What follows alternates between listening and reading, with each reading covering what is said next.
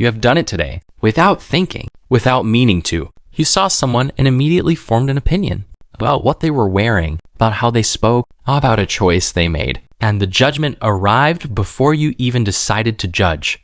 This is not a character flaw. This is your brain doing exactly what it was built to do. And once you understand the psychology behind judgment, you will understand yourself in ways most people never do. The human brain processes approximately 11 million bits of information every second, but your conscious mind can only handle about 40 to 50 bits at a time, which means your brain is constantly making decisions about what to focus on and what to filter out without asking your permission. Judgment is part of that filtering system. When you encounter another person, your brain immediately begins categorizing. Is this person safe or dangerous? Are they similar to me or different? Are they high status or low status? These assessments happen in milliseconds, long before your conscious mind has a chance to weigh in. This is called automatic social cognition, and it is not a moral failing. It is a survival mechanism that evolved over millions of years. Your ancestors needed to assess strangers quickly. The ones who hesitated too long before deciding whether someone was a threat did not always survive long enough to pass on their genes. The ones who judged fast did. So you inherited a brain that judges first and thinks later. Here's where it gets interesting.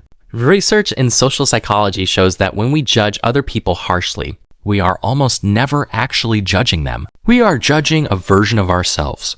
This is what psychologists call projection. When something in another person triggers a strong negative reaction in us, it is often because that thing reflects something we are uncomfortable within ourselves. The person who judges others for being lazy is often someone who is deeply afraid of their own laziness. The person who judges others for being too emotional is often someone who has learned that their own emotions are not safe to express. The person who judges others for making unconventional choices is often someone who secretly wants to make unconventional choices themselves and cannot or will not.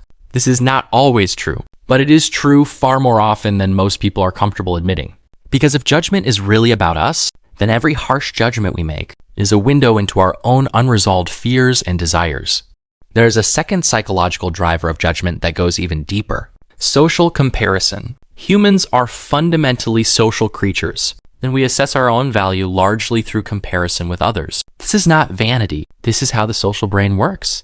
Your brain is constantly asking a quiet background question. Where do I stand relative to the people around me? Am I doing well enough? Am I good enough? Am I enough? And judgment is often the brain's way of answering that question in its favor.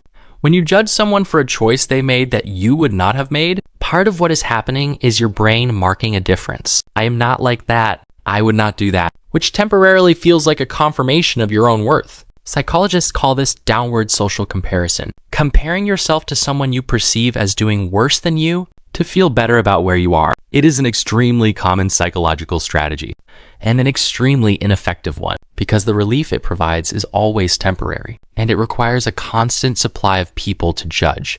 Most people think of judgment as something they do to others, but the person most affected by your judgment is not the person being judged. It is you. Research consistently shows that people who judge others frequently report lower levels of life satisfaction, higher levels of anxiety, and more difficulty in their close relationships. Because a mind that is constantly scanning for what is wrong with others is also constantly scanning for what is wrong with itself. The critical voice you apply to other people does not stay neatly contained to other people. It turns inward, and it is much harder on you than it is on anyone else. The way you see others is almost always a reflection of the way you see yourself. A generous person sees generosity in others. A suspicious person sees ulterior motives in others. A compassionate person sees struggle in others. Not because these things are always there, but because what you look for is what you find. And what you look for in others is shaped by what you believe about people, including yourself. So what do you do with this? The goal is not to stop having thoughts about other people. Your brain will always generate quick assessments. That is not something you can turn off. The goal is to create a gap between the automatic judgment and what you do with it when you notice a harsh judgment arising. Instead of following it, get curious about it. Why does this particular thing bother me? What does my reaction to this person tell me about myself? Is there something in what they are doing that I am afraid to do or afraid of in myself? These questions do not require you to approve of everything everyone does. They require you to be honest about what your reactions reveal. And that honesty is one of the most powerful tools for self-understanding that exists. Because the people who judge least harshly are not the ones with no standards. They are the ones who have done the work of understanding themselves deeply enough that they no longer need other people's failures to feel okay about their own life. Judgment is human. It is automatic. It is ancient. And it is rarely about the person being judged. The next time you feel a harsh judgment rising, pause. Get curious. Ask what it is telling you about yourself. Because beneath almost every judgment is a fear.